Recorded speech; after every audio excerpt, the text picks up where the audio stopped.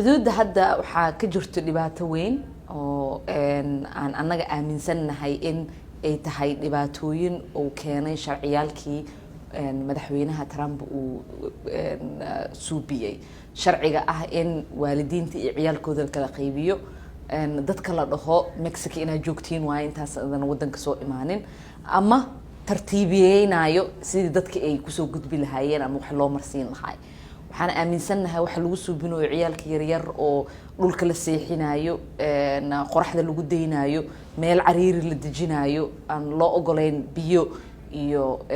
wax ilkahooda ay ku dhaqdaan caday aan loo ogoleyn ama aan la siinaynin cunto ku filan inay tahay xaq daro oo dhibaato weyn keenayso dad badan waxaa jiro Congress oo aaminsan in lacag le aan dirno oo aan dhahno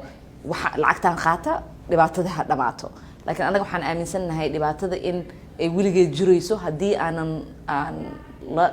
laga dadaalin sidii aynan dhibaatadaanayta aynan ku soo laabanin oo sharciyaal aanan laga dejinin marka